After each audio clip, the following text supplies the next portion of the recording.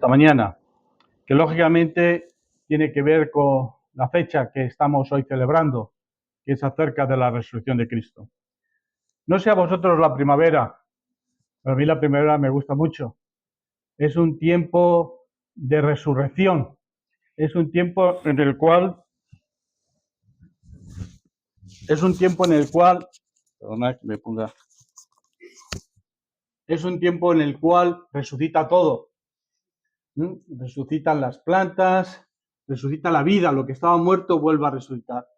Y yo pienso que si las plantas resucitan, pues qué menos que el hombre también va a resucitar, porque el hombre es el rey de la creación, como tal al respecto.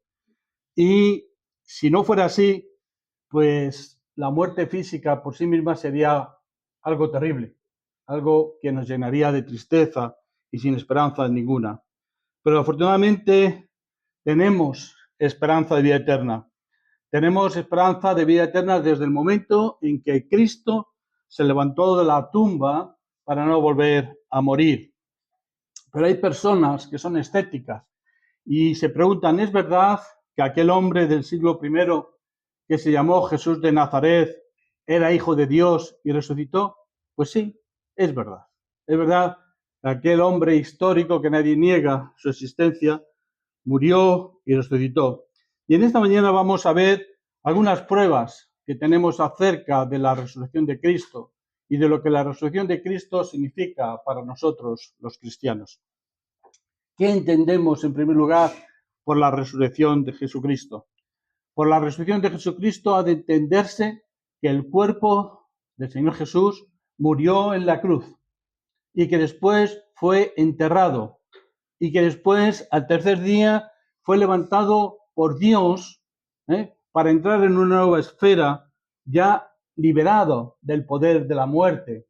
Él se liberó de la muerte y con esa liberación suya nos liberó también a cada uno de nosotros. La muerte de Cristo, no olvidemos cuál fue el motivo. Cristo no murió porque le apeteciera o por declarar su divinidad.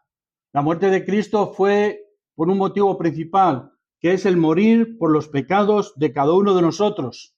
Y esta doctrina de la resurrección es una doctrina que era predicada desde el principio de los tiempos por todos los apóstoles. Así dice Pablo en 1 Corintios 15, Cristo murió por nuestros pecados y resucitó al tercer día conforme a las Escrituras. Es decir, Pablo está indicando que la resurrección de nuestro Señor Jesucristo no fue algo accidental, sino algo que ya venía siendo profetizado dentro de las propias Escrituras. Y como ello tenemos ahí en el Antiguo Testamento, tenemos figuras implícitas de esto, como fue el sacrificio de Isaac. Isaac y fue a ser sacrificado y como símbolo del sacrificio que más adelante iba a padecer Jesús. Y no que digamos del caso de Jonás, donde sabemos que fue tragado por un pez y que al tercer día ese pez le vomitó como signo de ese vómito por parte de la tierra de Jesús, porque era incompatible que Jesús estuviera allí en la tumba. Proféticamente, esta resurrección de Cristo está comprendida en las palabras de Isaías, cuando dice, cuando haya puesto su vida en expiación por el pecado, verá linaje, vivirá por largos días. Fijaros, cuando haya puesto su vida en expiación, verá linaje, vivirá. Qué contradicción, poner la vida, morir y después volver a vivir. Por último, en el Salmo 16, David, hablando en nombre de Cristo, escribe, no dejarás mi alma entre los muertos, ni permitirás que tu santo vea corrupción. Estas palabras del Antiguo Testamento son palabras interpretadas por los apóstoles Pedro y Pablo en sus escritos, en los escritos de Pedro y en las epístolas de Pablo, como profecías explícitas acerca de la resurrección del Señor Jesús. Dice Lucas 24, está escrito, las escrituras, porque estas no estaban escritas cuando esto lo están declarando. Está escrito y así fue necesario que el Cristo padeciese y resucitase de los muertos al tercer día. Existen pruebas suficientes en los relatos de los evangelios que evidencian la realidad de la resurrección de Jesucristo, ya que todos ellos nos dan numerosos pormenores tocantes a esta doctrina. Y en cuanto a las aparentes discrepancias respecto a ciertos puntos, son insignificantes dentro del hecho central acerca de la resurrección de Cristo como real y verdadera entre los muertos. Sin embargo, ha habido críticos, y los hay, que no han querido admitir la evidencia del milagro de la resurrección. Estos tratan de defender las hipótesis siguientes, es decir, dan argumentos en contra acerca de la resurrección de Cristo. Y así, uno de ellos dice que los discípulos robaron el cuerpo del Señor e inventaron la historia de que Cristo había resucitado. Esta explicación que dan acerca del robo omite todas las evidencias. ¿Por qué? Porque ¿cómo pudieron en primer lugar los discípulos extraer el cuerpo de la tumba cuando estaba protegido por unos aguerridos soldados romanos que estaban allí y que no iban a permitir que nadie robara el cuerpo, porque entre otras cosas, si lo permitían, significaba la muerte de los soldados, porque significa que se habían descuidado y algunos se durmieron? Pues si se duermen, igual, les hubiesen ajusticiado después por no haber estado haciendo lo que tenían que hacer. Segundo lugar, fijaros, los discípulos estaban dispuestos a morir por una mentira. Si ellos hubieran robado el cuerpo de Jesús, ellos hubieran estado dispuestos a morir. No olvidemos que todos los apóstoles menos unos murieron mártires y muchos de los discípulos también, porque habían visto al Cristo resucitado, no porque ellos lo hubieran robado, porque uno no va a morir por una mentira. Y, como digo, si los soldados, como dicen, estaban durmiendo, también tendrían que haber aceptado la culpa de su dormición. En segundo lugar, dicen que el Señor no murió en la cruz, sino que sufrió un desmayo. Y en tal estado, José de Arimatea lo colocó en la tumba y por la mañana, recobrando las fuerzas, salió. Esta explicación o esta justificación acerca de cómo desapareció el cuerpo de Jesús no concuerda con el relato evangélico, ya que Juan el apóstol da testimonio solemne de haber visto cómo un soldado romano traspasó con una lanza al costado de Jesús, es decir, lo remató. Vio que estaba muerto y no le quebraron las piernas, como hicieron con los otros dos que estaban siendo ajusticiados con él, sino que le clavó la lanza para rematarle por si acaso estaba vivo. En tercer lugar, nos dicen que los discípulos estaban influidos psicológicamente por sus grandes deseos de volver a ver a Jesús y por ello sufrían una serie de alucinaciones, de modo que las manifestaciones no eran más que una realidad subjetiva y no constituyen hechos reales. Es decir, ellos tenían tantos deseos de ver a Jesús que se imaginaban que lo veían.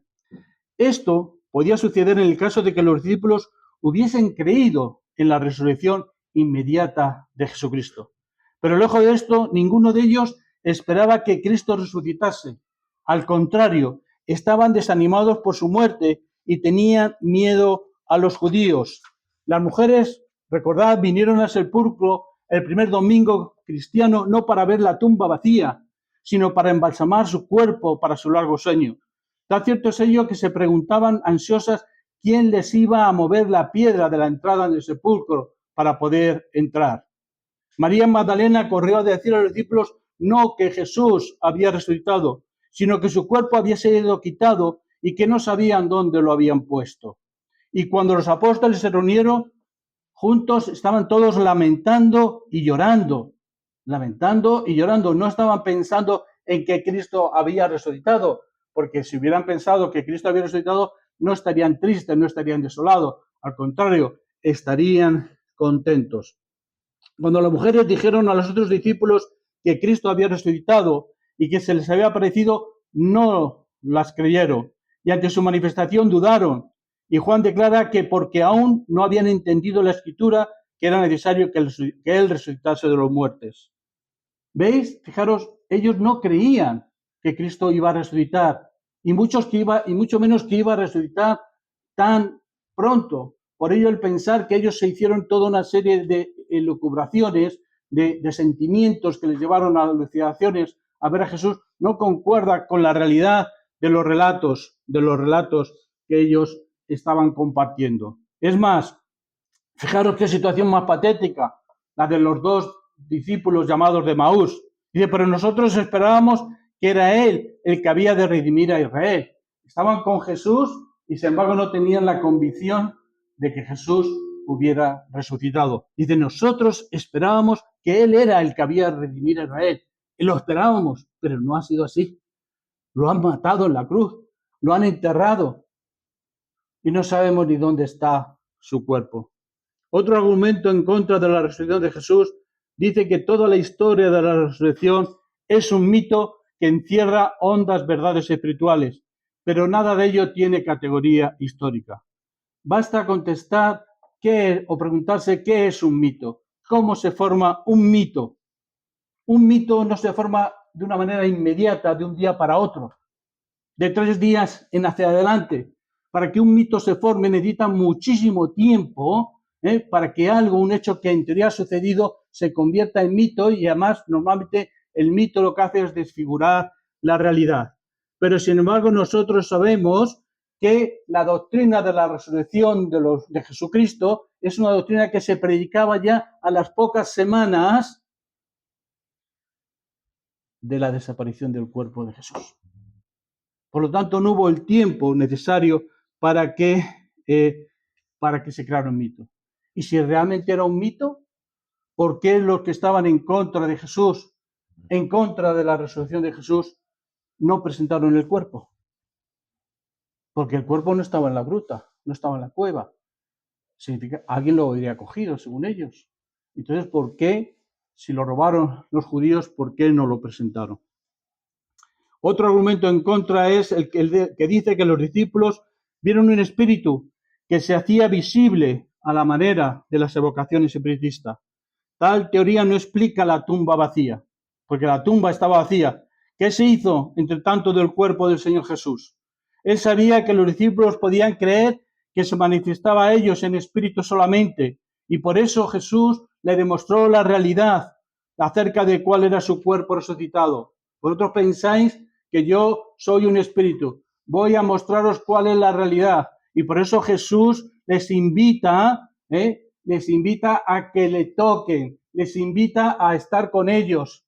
Y se aparece en diferentes ocasiones, más de 10, a los suyos, después de haber resucitado, porque él quería demostrar que lo que estaban viendo no era simplemente un espíritu a la forma de los espiritistas, sino que era una realidad del cuerpo resucitado de nuestro Señor Jesucristo. Todas estas apariciones de Jesús se hicieron bajo las más variadas condiciones y circunstancias. Lucas, el autor del libro de los Hechos, escribe diciendo: Jesús, después de haber padecido, se presentó vivo con muchas pruebas indubitables, apareciéndoles por 40 días. Pruebas indubitables, es decir, pruebas que no dejaban lugar a dudas acerca de quién era el que se estaba manifestando, que era Jesucristo. Y dice que no lo hizo en un tiempo muy corto, sino que durante 40 días se estuvo manifestando. Una de estas pruebas indiscutibles es la que declaró el apóstol Pedro en su predicación en casa de Cornelio, y dijo acerca de Jesús: a este levantó Dios el tercer día e hizo que se manifestase a los testigos que Dios había ordenado de antemano, a nosotros que comimos y bebimos con él después que resucitó de los muertos. Pedro estaba hablando en primera persona de un hecho que vivió con el propio Jesús. Y un espíritu no come ni bebe. ¿Imagináis un espíritu comiendo y bebiendo?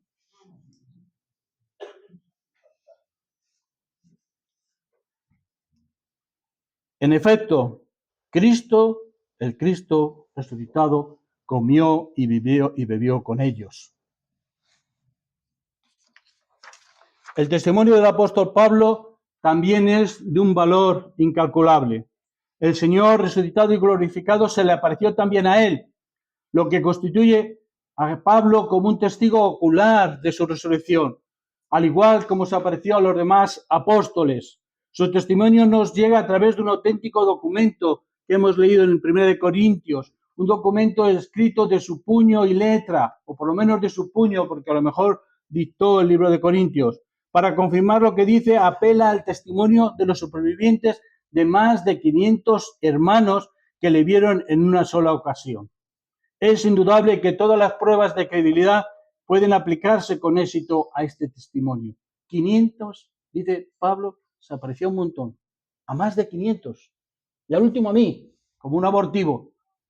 Pero la presencia de Jesús fue tan real, de ese Jesús resucitado en el encuentro con Pablo, que supuso el cambio de vida de Pablo.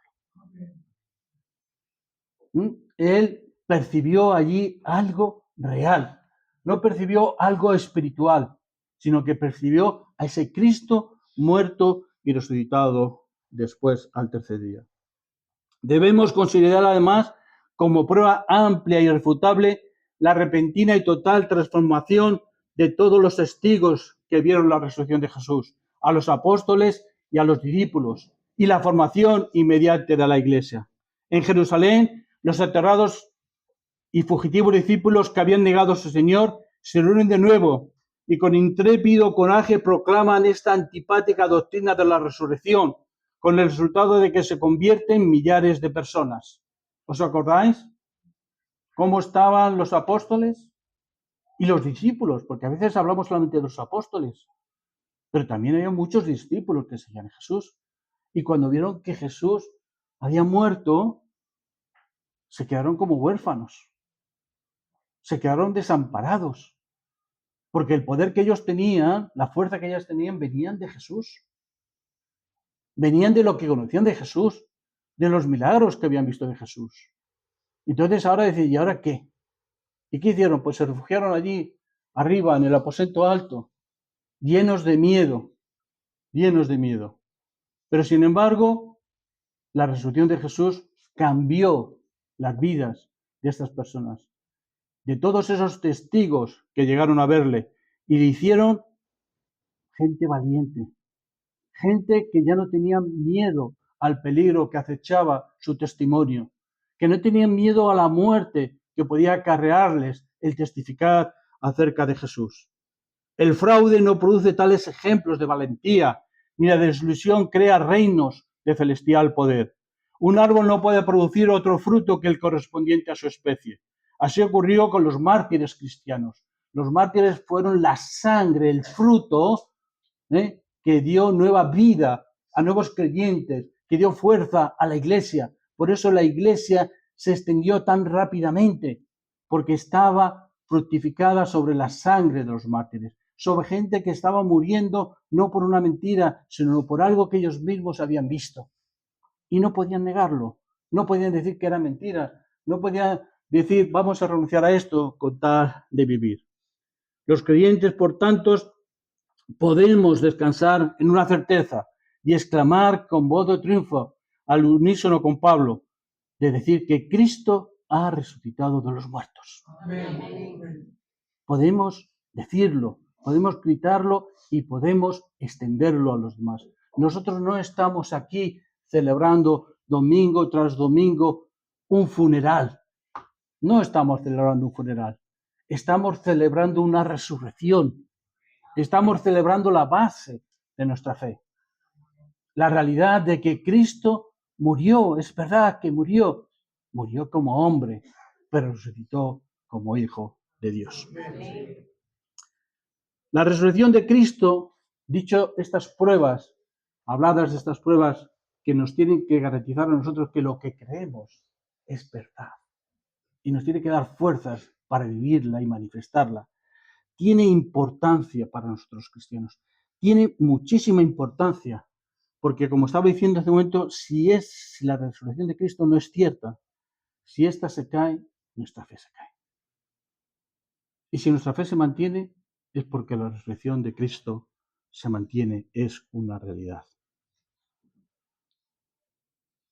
Dice un escritor, Mullins, si Cristo no resucitó, se sigue que no era el Hijo de Dios. Y en ese caso el mundo se halla desolado, el cielo vacío, el sepulcro escurecido y el pecado sin solución, con la conclusión de que la muerte será eterna. Si Cristo no ha resucitado, nuestra muerte física es una muerte eterna. ¿Nosotros vivimos en esa esperanza? No, ¿verdad que no vivimos en esa esperanza? Vivimos que vamos a morir. efectivamente, que vamos a morir físicamente, pero que vamos a resucitar. Al igual que Cristo resucitó, como dice el texto que hemos leído de Corintios, Cristo fue la primicia, el primero de todos resucitar. Cuando dice primicia, primero, significa que después van otros. Vamos otros. Si no nos hablaría de primicia, de primero, se hablaría de la única resurrección. El apóstol Pablo declara terminantemente que si Cristo no resucitó, vana es entonces nuestra predicación. Vana, es decir, inútil, tonta, es también vuestra fe.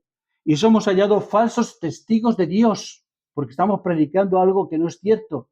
Seríamos falsos testigos de Dios si Cristo no resucitó. Y si Cristo no resucitó, aún estamos en nuestros pecados.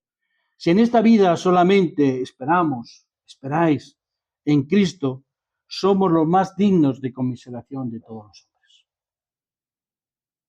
¿Nosotros esperamos en Cristo? Esperamos en las verdades de Cristo. Esperamos que Cristo vendrá, pero nuestra fe se mantiene en la obra de Jesús. Se mantiene en la esperanza de vida eterna. Eso es lo que nos mantiene a nosotros en esta vida viviendo. Yo muchas veces digo que la vida es muy difícil, ¿eh? Y más difícil es sin la esperanza de la vida eterna. Porque si no, ¿para qué sufrir? ¿Para qué vivir? A veces nos preguntamos. Todos los aspectos de la vida del cristiano dependen de este gran acontecimiento de la resurrección de Cristo. Vamos a ver qué aspectos de nuestra vida cristiana dependen de la resurrección de Cristo. En primer lugar, la justificación. Jesús, nuestro Señor, dice Romanos, el cual fue entregado por nuestras agresiones y resucitado para nuestra justificación. ¿Para qué justificación? Para la justificación de nuestros pecados ha sido Cristo resucitado. Cristo es la perfecta justificación que a favor de los hombres consiguió Jesús en su muerte expiatoria por la causa por la que pudo romper los lazos de la muerte y salir a una vida de resurrección. Si Cristo no resucitó, no hay justificación alguna para nuestros pecados, porque su muerte no tuvo ningún valor. ¿Por qué? Porque lo que le dio valor a la muerte de Cristo, no que fue un hombre que estuvo muriendo allí en la cruz, sino uno que era Dios y que resucita. Eso es lo que le da valor. Porque ¿cuántos han muerto? Muchos, pero la muerte de nadie ha sido suficiente para justificar nuestros pecados, para perdonarnos nuestros pecados. Ninguno. Nuestros pecados fueron justificados porque no fue un hombre que murió en la cruz, sino el Hijo de Dios. Y lo demuestra como demuestra que es divino Jesús, con su resurrección de los muertos, porque ningún hombre había resucitado hasta entonces. Otro aspecto que justifica la resurrección es la salvación. Si confesares con tu boca que Jesús es el Señor y creyeres en tu corazón que Dios le levantó de los muertos, serás salvo. Si predicas, si confiesas que Jesús es el Señor y creyeras que Él le levantó de los muertos, serás salvo. Ya que la resurrección es la consumación de la totalidad de la obra de la cruz. Es decir, si la resurrección es verdad, tampoco hay salvación. En tercer lugar, la resurrección justifica o habla de la regeneración. El apóstol Pablo escribe: bendito el Dios y Padre de nuestro Señor Jesucristo, que según su grande misericordia nos hizo renacer para una esperanza viva por la resurrección de Jesucristo de los muertos. Si la resurrección de Cristo no existiera, Cristo no sería la fuente y el origen de una nueva vida para el creyente. Otra cosa que tiene sentido es el bautismo cristiano, en el cual, después de haber sido sumergidos en el agua, el creyente sube de ella y anuncia simbólicamente su identificación con la resurrección de Cristo. Cuando nos bautizamos, el agua es la tierra, morimos, se nos mete el agua, estamos muriendo, pero no nos quedamos ahí, al igual que Cristo no se quedó en la tierra, sino que cuando sale a una nueva vida en Cristo Jesús. Está resucitando al igual que Cristo resucitó. La resurrección nos mantiene en la vida de fe, ya que da por muerto todo lo natural para confiar plenamente en Dios, que levantó de los muertos a Jesús, Señor nuestro. También la resurrección justifica la santificación. El apóstol Pablo habla del cristiano como identificado con Cristo en su muerte y en su vida gloriosa de resurrección, exhortando a que todos los creyentes consideren este hecho como la única base de la separación del pecado. Y dice Romanos 6, así también vosotros consideraos muertos al pecado, pero vivos para Dios en Cristo Jesús, Señor nuestro. Muertos al pecado, pero vivos, santificados, apartados para Cristo Jesús, Señor nuestro. La resurrección de Cristo es el secreto de toda manifestación del poder divino en el creyente. Y así dicen algunos textos de Efesios 1 y Filipenses 3, para que sepáis cuál es la supereminente grandeza de su poder, del poder de Dios, para con nosotros, los que creemos según la operación del poder de su fuerza, la cual operó en Cristo, resucitándole de los muertos. Nuestro Dios no es un Dios cualquiera. Nuestro Dios es un Dios de poder. Es Jehová de los ejércitos. Es el creador de la vida. Y si Él creó la vida, tiene poder para resucitar lo que está muerto. Porque Dios creó al hombre de la nada. Y si creó al hombre de la nada, ¿no va a resucitar al hombre que ya no es de la nada, sino de lo que ya existió? La resurrección de Cristo nos traslada a las esferas espirituales en solidaridad con Él. A los ojos de Dios, lo que Él realizó en la persona de su Hijo a favor de los hombres es una realidad desde ahora para nosotros los creyentes. De tal manera que Pablo declara, Dios nos dio vida juntamente con Cristo. Con Él nos resucitó y asimismo nos hizo sentar en lugares celestiales con Cristo Jesús. Si la resurrección no fuera una realidad, todos estos aspectos no tenían sentido en la vida nuestra, en la vida de los cristianos. Por eso es tan importante que nosotros mantengamos la resurrección de Cristo como una realidad. En nuestras vidas en primer lugar y en segundo lugar para los demás. En nuestras vidas para que nos siga motivando a vivir la fe que decimos, que profesamos como una fe viva, como una fe que crece, como una fe que se desarrolla, como una fe que se manifiesta hacia los demás. Y que los demás puedan ver en nuestras vidas al Cristo resucitado que nosotros proclamamos. Porque solamente el Cristo ese resucitado es el Cristo que transpone vidas y que se manifiesta a la vida de otras personas. Por tanto, la resurrección de Cristo es una garantía de la resurrección corporal de nosotros, los cristianos, de nosotros, los creyentes. Es cierto que cuando nosotros morimos, en ese momento se produce una resurrección espiritual. ¿Por qué? Porque el alma nuestra va a un lugar de paz, de vida, de encuentro con las virtudes de Jesucristo. Pero no hay una resurrección corporal cuando morimos. Esa resurrección corporal llegará en su tiempo y en su momento. Cuando venga Jesús en la segunda venida, es cuando se va a producir esa resurrección corporal. A veces confundimos los términos y pensamos que cuando uno muere ya está en la presencia de Dios. No, cuando uno muere está en ese lugar intermedio que llamamos Seol, que tiene dos partes, una parte que es el paraíso, otra parte que es el tártaro.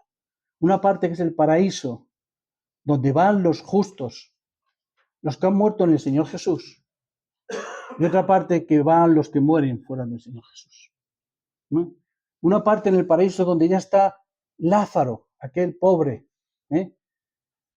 y otra parte, el tártaro, donde está el rico. Separados, donde no se puede pasar de un lugar a otro. Nuestro hermano Juan Cornejo ya está en ese lugar del Hades, está en el paraíso. ya está gozando de una vida sin sufrimiento, ya está gozando de una vida de disfrute con todas las bondades de nuestro Señor Jesucristo. Ya está atisbando lo que es el cielo, ya lo está atisbando, ya está disfrutando ahí. Solamente está esperando, esa es su resurrección espiritual, la que ya está teniendo ahora. Pero llegará un momento que también su cuerpo va a resucitar corporalmente. Y será el tiempo cuando venga Jesús y llame a todos los suyos, que saldrán a resurrección de vida, y también llamará a los otros, que irán a resurrección de muerte definitiva. De muerte definitiva. Por lo tanto, es importante que tengamos muy claro que no es lo mismo morir en Cristo que morir sin Cristo. No es lo mismo. Hay veces que se le pregunta a las personas, sobre todo católicos, oye, ¿tú cuando mueras a dónde vas a ir? Hombre, pues yo no lo sé bien porque no he sido todo lo bueno que yo pienso que tenía que haber sido. Con la misericordia de Dios iré al purgatorio, donde tiraré unos cuantos años dependiendo de si hay muchos que rezan por mí, o si hay muchas misas que han dicho por mí, y estaré más o menos tiempo, pero estaré ahí, en ese lugar, en el purgatorio. Es un lugar que no sabemos ni dónde está, porque no es el Hades, no es el paraíso, no es el Tártaro, es un lugar, como dicen ellos, de sufrimiento, que están ahí porque tienen que penar sus penas, sus pecados. Pero nosotros, cuando nos preguntan si tú mueres hoy, ¿dónde vas? ¿Qué decimos? Al paraíso, ya, inmediatamente. No hay lugar intermedio, porque Cristo dice, el que cree en mí tiene vida eterna. Vida eterna, eso dice el Señor. No dice mañana, pasado, ahora, en el momento de la muerte. Tiene vida eterna. Tenemos vida eterna. Por eso estamos tranquilos, porque hemos tomado nuestra decisión en vida de dónde queremos estar después de la muerte. Porque morir físicamente vamos a morir todos. Pero ¿dónde queréis estar? ¿Dónde queremos estar cuando moramos físicamente? ¿Al lado del Señor? ¿Ahí en el paraíso? ¿O en el otro lado? ¿Por qué arriesgarse? ¿Por qué arriesgarse? Oh, ya, el Señor tendrá misericordia de mí. Bueno, sí, Dios es Dios y puede hacer todo lo que Él quiera. Pero ¿por qué te arriesgas a la misericordia de Dios después de muerto cuando la puedes tener en vida? Esa misericordia que te da el paso directo a la salvación.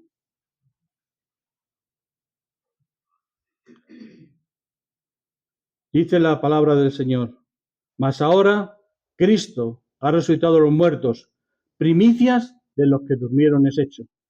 Porque por cuanto la muerte entró por un hombre, también por un hombre la resurrección de los muertos. Pero cada uno a su debido orden. Cristo, las primicias, luego los que son de Cristo en su venida. Nosotros estamos ahí. Y esta es una garantía, es una afirmación de parte de Jesucristo. La resurrección de Jesucristo, termino, es un momento central en la historia humana. Es un momento que sirve como doctrina fundamental del cristianismo.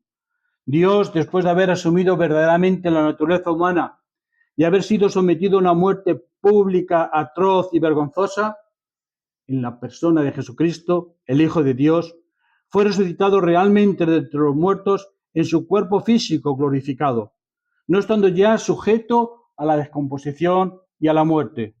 Su resurrección valida su identidad como divino Hijo de Dios, demuestra su victoria irrevocable sobre la muerte y la tumba, y asegura tanto la salvación presente como la futura resurrección física de los creyentes. Por todo ello, nosotros vivamos y compartamos que Cristo murió, es verdad, pero resucitó y también es verdad. Cristo vive, aleluya, aleluya, aleluya. Amén.